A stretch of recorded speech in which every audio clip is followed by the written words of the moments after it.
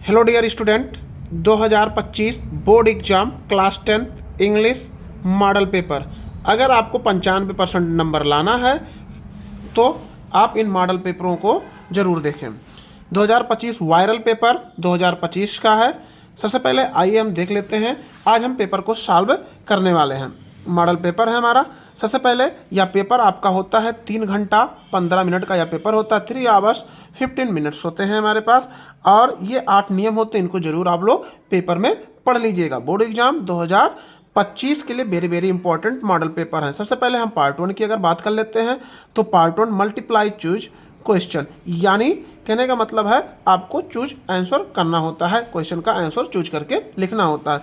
सबसे पहले अगर हम बात कर लेते हैं रीड द, यानी क्वेश्चन 1 से 3 की बात कर लेते हैं। Read the following passage carefully and choose the correct option to answer the question that follow, अर्थात इन पैसेज को आप पढ़िए और प्रश्नों का उत्तर चूज करके ऑप्शन में लिखिए।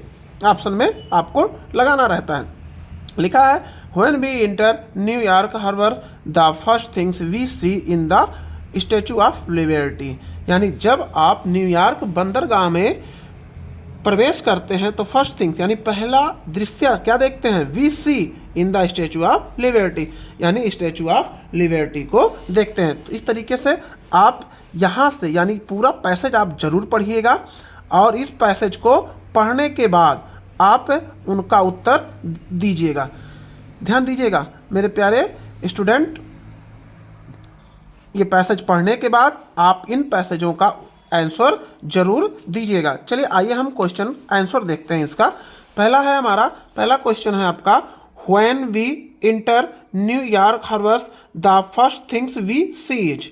तो सबसे पहले हमने आपको ध्यान से देखिएगा, यानी यहाँ देखिए when we enter New York harbour the first things we see in the Statue of Liberty, यानी प्रथम जब हम लोग प्रवेश करते हैं तो क्या देखते हैं, स्टैचू ऑफ लिबर्टी। तो आपका क्वेश्चन का आंसर यानी जो आपका क्वेश्चन है क्या होता है, New York the first things we seen. तो यहाँ देखिए कहीं है स्टैचू ऑफ लिबर्टी, अर्थात आपका ऑप्शन नंबर सी बिल्कुल सही है। इस तरीके से आप अपने सही क्वेश्चन का आंसर लगा सकते हैं। चलिए दूसरा अगर हम बात कर लेते हैं, दूसरा का the Statue of liberty was gift from the people of, यानी स्टैचू ऑफ लिबर्टी कहाँ गिफ्ट यानी किस देश का उपहार था। पहला ऑप्शन है आपका फ्रांस, दूसरा ऑप्शन है जापान, तीसरा ऑप्शन है ग्रीस, और चौथा ऑप्शन है इंग्लैंड। सबसे पहले हम लोग यहाँ देखते हैं कि स्टैचू ऑफ लिबर्टी कहाँ का है। आप ऐसे पढ़ सकते हैं, what impression of most is size and manifestations heavy wonderful how came to the Statue of Liberty was gift. यहाँ देखिए गिफ्ट शब्द मिल गया ना, gift from the people of France, यानी फ्रांस का है, FRANC। तो आप ऑप्शन में एक बार देख लीजिएगा फ्रांस कहाँ है, यानी ऑप्शन नंबर ए आपका सही है। ध्यान दीजिएगा प्यारे साथियों या प्यारे दोस्तों कह सकते हैं, इस तरीके से आप इसको जरूर पढ़िएगा। तीसरा हमारा है देखिए द स्टैचू ऑफ लिबर्टी पर्सनिफाइज। अब आपको फिर से एक बार देखना पड़ेगा कि इसका आंसर हमारा क्या होने वाला है। ए है आपका the mentions Greek goodness of the past, B option है आपका working man and women of the present, तीसरा आपका ऑप्शन है द हिंदू गॉडेस सरस्वती, चौथा यानी डी है ए और बी दोनों। तो एक बार पुनः हम लोग देख लेते हैं द स्टैचू ऑफ लिबर्टी को। देखिए we the plan in the concept of the mountain breath. अगर हम बात कर लेते हैं स्टैचू ऑफ लिबर्टी की, तो ये दोनों आपके होते हैं ए और बी, दोनों ऑप्शन आपके सही हैं, यानी ऑप्शन नंबर डी आपका बिल्कुल सही है। बोथ यानी ए और बी दोनों इसमें आपके सही हैं। चलिए अब हम बात कर लेते हैं 4 से 8 क्वेश्चन की बात कर लेते हैं। क्वेश्चन नंबर 4 से 8 की अगर हम बात कर लेते हैं, लिखा क्या है, choose the correct option to answer the following question. चौथा है आपका कंप्लीट द फॉलोइंग सेंटेंस, यानी सेंटेंस को कंप्लीट करना है आपको। लिखा है I will not go to his party, फिर लिखा है he invites me. I will not go to his party, I will not go to his party, मैं उसकी पार्टी में नहीं जाऊंगा। He invite me. चले तो अगर ऑप्शन की बात कर लेते हैं, ए ऑप्शन है अनटिल, बी है इफ, सी है अनलेस, डी है बट। तो हमारा आपका ऑप्शन आपका चौथा का है सी, यानी अनलेस। कहने का मतलब है I will not go to his party, मैं उसकी पार्टी में नहीं जाऊंगा। ही इनवाइट मी, यानी अनलेस, यहाँ आपका क्या भरा जाएगा, अनलेस भरा जाएगा। चलिए पांचवा देख लेते हैं।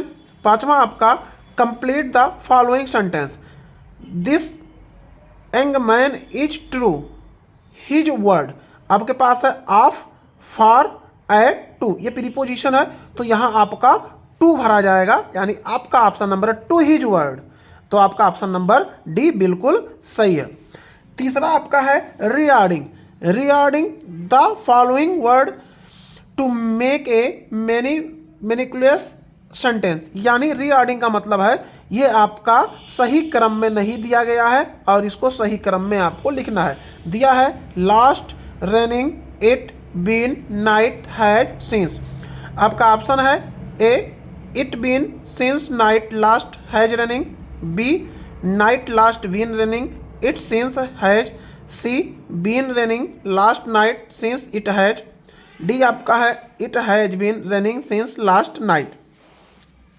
तो आपको देखना है सबसे पहले क्या लगाया जाता है। सबसे पहले इसमें क्या है, इट है, तो आप क्या लिखेंगे, इट। उसके बाद आप देखेंगे सहायक क्रिया इसमें क्या है, हैज। हैज के साथ आपका क्या होता है, बीन होता है। ध्यान दीजिएगा प्यारे स्टूडेंट, इट हैज बीन, इसके बाद आपका हो जाएगा रनिंग, रनिंग। उसके बाद आपको लगाना है सीन्स, उसके बाद आपका हो जाएगा लास्ट नाइट। तो इस तरीके से आपका ऑप्शन नंबर डी यहाँ सही होने वाला। और क्लास 10th में पढ़ने वाले बच्चों के लिए 20 बहुविकल्पीय प्रश्न आते हैं जो कि बहुत ही इंपॉर्टेंट होते हैं आप सभी लोगों के लिए। आपको OMR शीट दिया जाएगा, उस OMR शीट में आपको ये सारे प्रश्नों का उत्तर भरना रहेगा। चलिए सातवां देख लेते हैं हम लोग। सातवां प्रश्न है हमारा, ही spent a lot of money of purchasing costly cloth, यानी आपको कह रहा है identify has word spent, SPENT। Spent है क्या, स्पेंट मीन्स होता है खर्च करना होता है, ठीक है। तो खर्च करना आपका किस में आता है, नाउन है, प्रोनाउन है, वर्ब है, एडवर्ब है। तो आप लोगों को बता दें, यानी स्पेंट यानी खर्च करना होता है, तो आपका वर्ब है, यानी सातवां का आपका सी ऑप्शन नंबर सही है। चलिए आठवां हम लोग देख लेते हैं, which of the following word in misspellings. A आपका है prayer, mischief, C grammar, attach. तो आठवां का आपका सी बिल्कुल सही है। बहुत ही वायरल पेपर है, 2025 के लिए बहुत ही इंपॉर्टेंट है। अगला है आपका क्वेश्चन नंबर 9 to 10, यानी 9 और 10 के लिए। लिखा है read the following passage carefully, यानी सावधानी पूर्वक इन पैसेज को पढ़ें and choose the correct option to answer the question that follow. आपको इसको पढ़ना है और पढ़ने के अनुसार आपको नीचे जो क्वेश्चंस दिए गए हैं इनको, और 4 ऑप्शन आपके दिए गए हैं, इनको आपको सही फिल करना है। लिखा है ही wanted for 7 years and finally sat down under a peepal tree where he begged to stay until England came.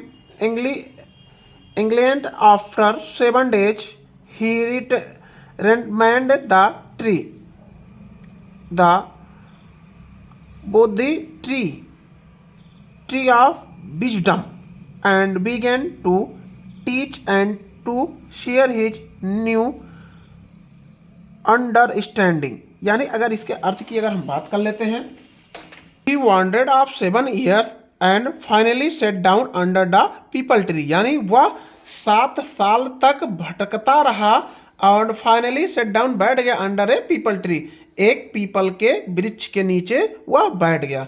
ठीक है, इस तरीके से आप इसका सबसे पहले अर्थ समझने का प्रयास करेंगे बोर्ड के एग्जाम में। चलिए इनके हम क्वेश्चन को देख लेते हैं। Siddhartha Gautam wandered in search of enlightenment for, अगर बात करते हैं यानी सिद्धार्थ गौतम को ज्ञान की खोज में भटकते रहे, यानी सिद्धार्थ गौतम कितने साल तक ज्ञान की खोज में भटकते रहे। तो यहाँ क्या है 7 ईयर्स, यहाँ ध्यान दीजिएगा 7 ईयर्स 7 साल, यानी आपको ऑप्शन 9वां का क्या हो जाएगा बी, यानी 7 ईयर्स। अगर हम 10वां की बात कर लेते हैं, Siddhartha Gautam got enlightenment sitting under, यानी ये कितने कहाँ बैठे थे, यानी सिटिंग अंडर यानी कहाँ बैठे थे, यानी सिद्धार्थ गौतम को भगवान शिव के नीचे बैठ एंग्लीमेंट सिटिंग अंडर, यानी उनको कहाँ ज्ञान प्राप्त होता, किस वृक्ष के नीचे ज्ञान प्राप्त हुआ था। तो ये कहाँ बैठे थे अंडर, शट डाउन अंडर ए पीपल ट्री, यानी इनको ज्ञान कहाँ प्राप्त हुआ था, पीपल के पेड़ के नीचे ज्ञान प्राप्त हुआ। तो यहाँ क्या लिखा जाएगा A peepal tree, option number C आपका बिल्कुल सही है, ध्यान दीजिएगा। चलिए अब हम क्वेश्चन नंबर 11 से 13 की बात कर लेते हैं। Choose the correct option to the answer following question.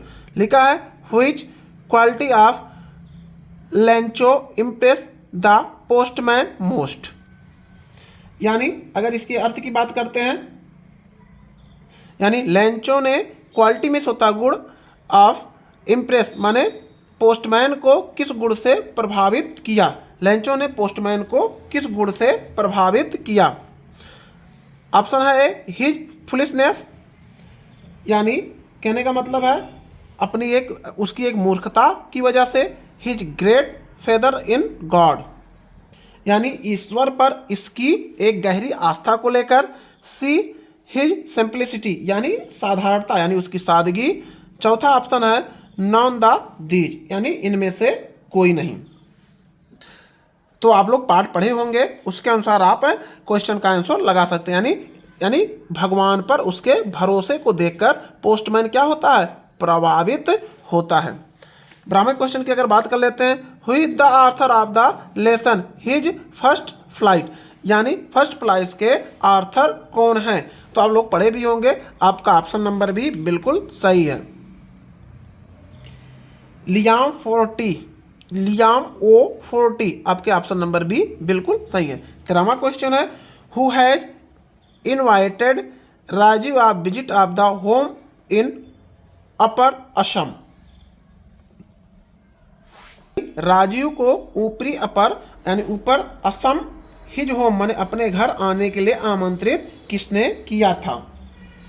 तो आप लोग को पढ़े भी होंगे, तो आपका ऑप्शन नंबर भी आपका है प्राजोल।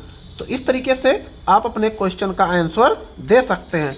चलिए आइए हम 14वें प्रश्न को देखते हैं। नंबर 14 से 12 की अगर बात कर लेते हैं, read the given extracts and choose the correct option to the answer in the following question. लिखा है एक पोयम है और पोयम से हमें चूज करके आंसर लिखना है। चलिए क्वेश्चन को आप लोग जरूर पढ़िएगा, इस पैसेज को पोयम को पढ़िएगा। 14वां क्वेश्चन है who is the poet of the poem right एबो, यानी ऊपर पंक्तियों को कौन से कवि ने लिखा था। तो यह फॉग का है और आप लोगों को पता भी होगा, आप लोग पोयम के जो कवि होते हैं उनको जरूर याद किए होंगे। तो आपका ऑप्शन नंबर 14वां का अगर बात कर लेते हैं, इसके राइटर हैं कार्ल सैंडबर्ग, आपका ऑप्शन नंबर ए बिल्कुल सही है। 15वां क्वेश्चन है द फॉग केम, आपका है लाउडली, हैशली, साइलेंटली, स्लोली। तो आपका होता है लाउड, फॉग केम तो आपका होता है साइलेंटली, आपका ऑप्शन नंबर सी बिल्कुल सही है। चलिए अगला क्वेश्चन देख लेते हैं। 16 से 20 तक की अगर हम बात कर लेते हैं, तो आपका लिखा है choose the correct option to answer the following question. For how many days were ticket given no food. यानी अगर इसके अर्थ की बात कर लेते हैं तो इसका अर्थ होता है टिकरी को कितने दिनों तक भोजन नहीं दिया गया। टिकरी को कितने दिनों तक भोजन नहीं दिया गया। तो आप लोग पढ़े भी होंगे, आपका ऑप्शन नंबर सी यानी 2 डेज तक का भोजन नहीं दिया गया था, 2 दिनों तक इसको भोजन नहीं दिया गया था। 17वां है how old was Hari Singh when he meet Anil. How old are यानी हरि सिंह की मुलाकात अनिल से कितने वर्ष यानी हाउ माने कब, कितने ओल्ड यानी कितने वर्ष बाद हुई। 15 साल, 17 साल, 20 साल और 21 साल। तो आपका ऑप्शन नंबर ए यानी 15 साल आपका बिल्कुल सही है। 18वां क्वेश्चन है what was the evidence against horse that got him arrested. आपका ऑप्शन है the keys, his gloves, his fingerprint, all of the एबो।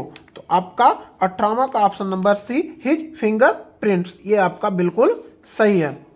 19वां की अगर बात कर लेते हैं select the correct option and the answer of the following Griffin was a. यानी निम्नलिखित प्रश्नों के उत्तर के लिए सही विकल्प का चयन करें। यानी क्या है, ग्रिफिन वाज ए यानी ग्रिफिन था, ठीक है, क्या था, विल्डीनेस साइंटिस्ट, लोलेस पर्सन, बोथ यानी ए और बी दोनों, नन ऑफ द एबो यानी इनमें से कोई नहीं। तो आपका अगर ऑप्शन की बात कर लेते हैं 19वां का ए सही है, बिल्कुल सही है। चलिए हमारा 20 और बहुविकल्पीय का यानी आखिरी क्वेश्चन है, चलिए इसको देख लेते हैं हम लोग। यानी लिखा है आपका हु हैड इनवाइटेड मिटलॉस्ट husband for the ball. Answer है ए, आपका ऑप्शन है ए प्राइम मिनिस्टर, बी है द प्रेसिडेंट, सी है the ministry of people insurance, D है आपका द गवर्नर। तो आपका ऑप्शन नंबर सी बिल्कुल सही है। तो इस तरीके से ये आपके 20 बहुविकल्पीय प्रश्न है जिनको OMR शीट में आपको भरने होते हैं। चलिए आइए हम पार्ट बी की अगर बात कर लेते हैं तो पार्ट बी में आपको रीडिंग है, यानी अब आपको कापियों में लिखना है। आज हम लोग सीखेंगे कि कापियों में कापियां कैसे लिखी जाती हैं। सबसे पहले क्वेश्चन है read the following passage and the answer the question that follow. यानी आपको इसको पढ़ना है, ध्यान दीजिएगा, ये पैसेज आपको पढ़ना है और इन पैसेज से 4 क्वेश्चन का आंसर देना है। तो आज आइए हम सीखते हैं कि कापियों को कैसे हम लोग लिखते हैं। चलिए हम लोग देख लेते हैं। सबसे पहले इनको लिखने का जो तरीका होता है, आप अगर बिल्कुल सावधानी पूर्वक लिखेंगे और कापियों को कैसे लिखेंगे इस तरीके से हम आपको बता लें। जैसे आपको पार्ट बी का लिखना है तो ध्यान दीजिएगा, ये आपकी कापी है, कापी में सबसे पहले आपको पार्ट बी डाल देना है। ध्यान दीजिएगा जैसे यहाँ कापी में लिखाई दे रहा है। ऐसे बच्चे आप लोग स्क्रीनशॉट ले सकते हैं और कैसे लिखा जाता है इन तरीकों को आप लोग सीख सकते हैं। जैसे आपका है पार्ट बी का हमें कौन सा आंसर लिखना, ध्यान दीजिएगा आंसर नंबर 21, ध्यान दीजिएगा आप लोग, हमें आंसर नंबर 21 लिखना। ध्यान दीजिएगा पार्ट बी का हमें आंसर नंबर 21 लिखना है। अब ए लिखना है, बी लिखना है, सी लिखना है और हमें डी लिखना है। लिखा है आपका who was Robin Hood and where did he live. तो आप इनका आंसर देख लीजिए, Robin Hood was the leader of the company of outlaws who lived in Sherwood Forest. ठीक है, इस तरीके से आप आंसर लिख सकते हैं। ठीक है, आप लोग स्क्रीनशॉट भी ले सकते हैं। ये आपके 4 उत्तर दिए गए हैं जो इनके क्वेश्चंस हैं। ये देखिए आप क्वेश्चन देख सकते हैं, ये क्वेश्चन है और इनके उत्तर यहाँ दिए गए हैं, हमने लिख दिया। आपको कापियाँ लिखने का जो तरीका होता, आप अगर आपका एक क्वेश्चन यहाँ आंसर यहाँ एंड हो जाता है तो एक लाइन बिल्कुल आप लोग छोड़ देंगे। यहाँ बीच में हमने देखिए यहाँ एक लाइन हमने छोड़ दिया है, फिर बी लिखा है, फिर एक लाइन हमने छोड़ दिया, फिर सी लिखा है, फिर एक लाइन हमने छोड़ दिया, डी लिखा है, फिर हमने एक लाइन छोड़ दिया। आप प्यारे बच्चों इसका स्क्रीनशॉट ले सकते हैं। चलिए अब हम आगे बात कर लेते हैं क्वेश्चन नंबर 22 की। ध्यान दीजिएगा, लिखा है क्वेश्चन नंबर 22 आपका लिखा है write an application to the health office of your city requesting him to the arrange for the clearness of ever lately and safely some instruction to kill the mosquito. यानी कह रहा है एक application लिखिए। किसको लिखना है एप्लीकेशन? हेल्थ ऑफिसर को एप्लीकेशन लिखना है कि आपके मोहल्ले में किल द मॉस्किटो, यानी मॉस्किटो को मारने के लिए, यानी मच्छरों को मारने के लिए आपको एप्लीकेशन लिखना है, यानी सफाई पे एप्लीकेशन लिखना है। या आप एक और लिख सकते हैं, जैसे लिखा है आप या तो एप्लीकेशन करेंगे 22 में, दो में से एक आपको करना है, या तो आप एप्लीकेशन लिखेंगे या तो फिर आप लेटर लिखेंगे, दोनों में से आपको एक ही करना होता है। चलिए आज हम बताते हैं एप्लीकेशन लिखने का जो तरीका होता है। देखिए आंसर नंबर 22 लिखने का जो तरीका, तो सबसे पहले आप आंसर ही डालेंगे। आंसर नंबर 22 हमने लिख दिया है। फिर हमने लिख दिया, ध्यान दीजिएगा, आपका जो एप्लीकेशन होता है वो एक ही पृष्ठ में होना चाहिए, ये अनिवार्य है। दूसरा पृष्ठ आप इसका इस्तेमाल नहीं कर सकते। ध्यान दीजिएगा, सबसे पहले आपको टू लिखना होता है। टू द किसको लिखना है? यहाँ आपका है टू द हेल्थ ऑफिसर, यहाँ हमने लिख दिया बांसी। उसके बाद आपको सब्जेक्ट लिखना होता है request for the cleanest drive and mosquito control इन। उसके बाद आपको सर लिखना होता है। यहाँ जो हमने यहाँ से यहाँ तक स्पेस हमने यहाँ छोड़ा है, यहाँ आपको अपना सब्जेक्ट लिखना होता है, यानी किसके बारे में आप एप्लीकेशन क्या करवाना चाहते हैं उसको लिखना होता है। फिर यहाँ एवर सीनियरली आप अपना नाम नहीं लिखेंगे, XYZ आप लिखेंगे, ठीक है। उसके बाद यहाँ ध्यान दीजिएगा, यहाँ आप डेटेड डाल सकते हैं और जिस डेट में आप एप्लीकेशन देना चाहते हैं वह डेट आप डाल सकते हैं। ये एप्लीकेशन लिखने का तरीका होता है। लेकिन ऐसा बात नहीं है कि आपको आंसर नंबर 22 पहले पृष्ठ पर भी लिख सकते हैं, कोई दिक्कत नहीं है। आपकी इच्छा, जहां जो प्रश्न आपको पहले आते हैं वो प्रश्न आपको पहले लिख देना चाहिए। चलिए आंसर नंबर 22 तक हम लोगों का हो गया है।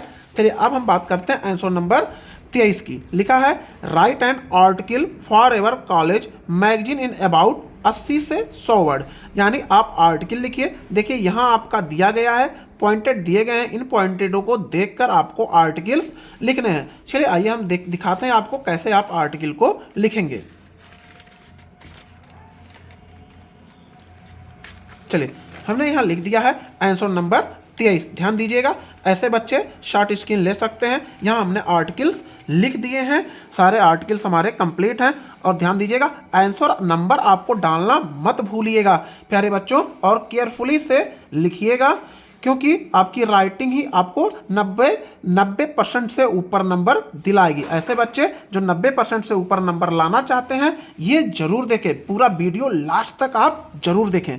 और 23 में आपके 2 क्वेश्चन होते हैं, आप चाहे आर्टिकल्स को लिख सकते हैं चाहे पैराग्राफ से भी आप इसको लिख सकते हैं। तो हमने आपको आर्टिकल लिख के दिखाया है। तो प्यारे बच्चों शॉर्ट स्क्रीन आप लोग ले सकते हैं, पूरा एकदम कंप्लीट लिखा गया है कॉपी में, आप देख सकते हैं यहाँ से यहाँ तक पूरी आर्टिकल्स है। हमें आर्टिकल को 80 से 100 शब्दों में लिखने होते हैं।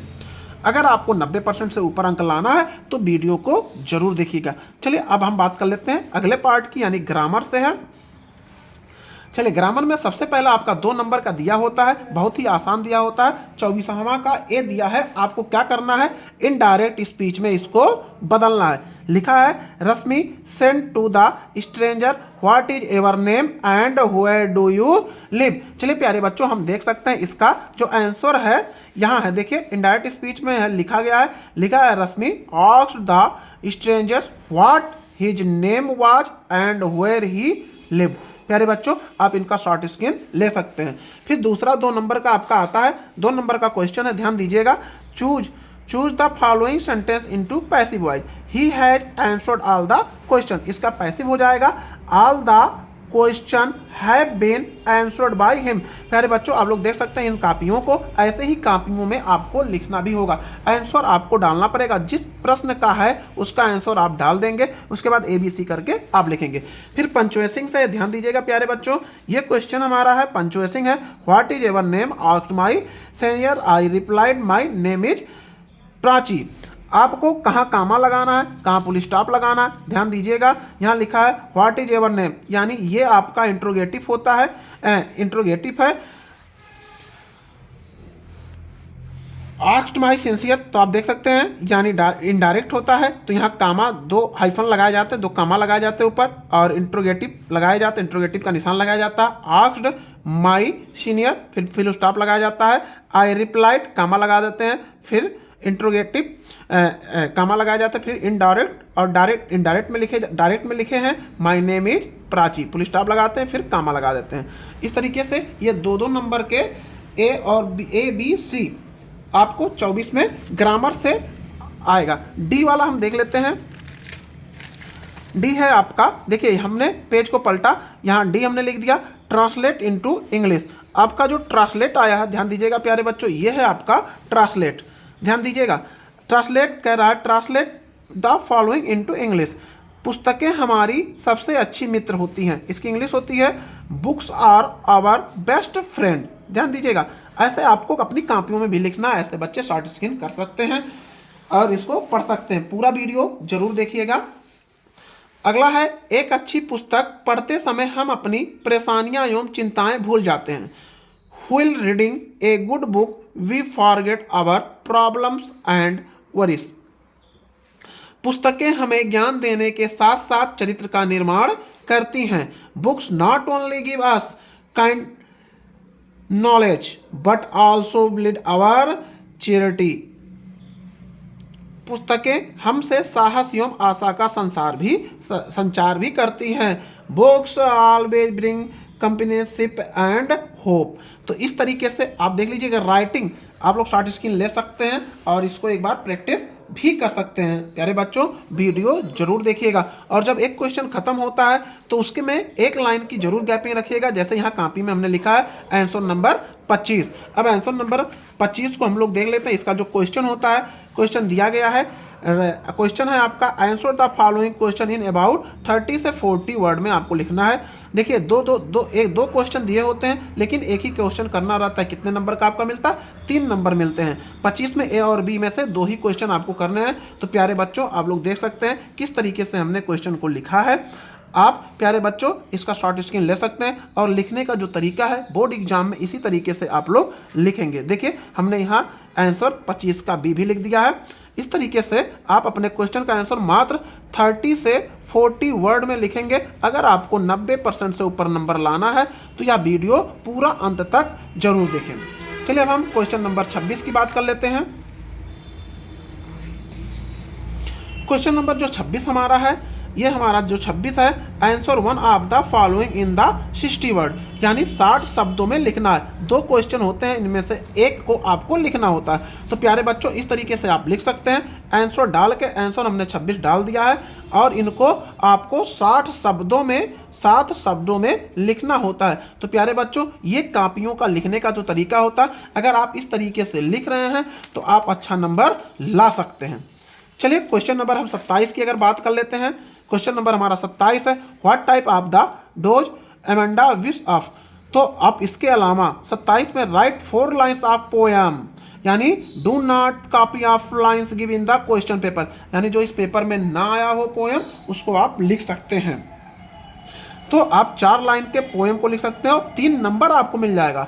आप ऐसे लिखेंगे, ध्यान दीजिएगा कॉपियों में आंसर नंबर हमने 27 डाला, फिर ऊपर लिख दिया पोएम, यानी याद रहे कि हमें यहाँ पोएम हमने लिख दिया है और एग्जामिनर को अच्छा भी लगेगा और आपकी राइटिंग, आप ये इस कॉपी की राइटिंग देख सकते हैं। सेम ऐसे ही आपको लिखना है। अगर आपको 90% से ऊपर नंबर लाना है तो सेम ऐसे ही आपको लिखना होगा। क्वेश्चन नंबर अगर 28 की बात कर लेते हैं, right the central idea of any one of the following poem of about 40 से 50 वर्ड, यानी 3 आपका दिया, 3 में से एक का आपको सेंट्रल आइडिया, जो भी सेंट्रल आइडिया आपको याद हो आप ऐसे कॉपी में लिखेंगे। आंसर नंबर 28 सेंट्रल आइडिया, जो भी सेंट्रल आइडिया आपको याद है उसका, जैसे ए बी सी में से कौन सा लिखना है, तो ए अगर लिखना तो ए कर दीजिएगा, बी लिखना हो तो आप बी लिख दीजिएगा, सी लिखना हो तो आप सी लिख दीजिएगा। तो इस तरीके से मेरे प्यारे बच्चों आप अपने कॉपियों को भी लिख सकते हैं। और अगला है 29वां हमारा क्वेश्चन है, answer 1 of the following in about 30 से 40 वर्ड, यानी कहने का मतलब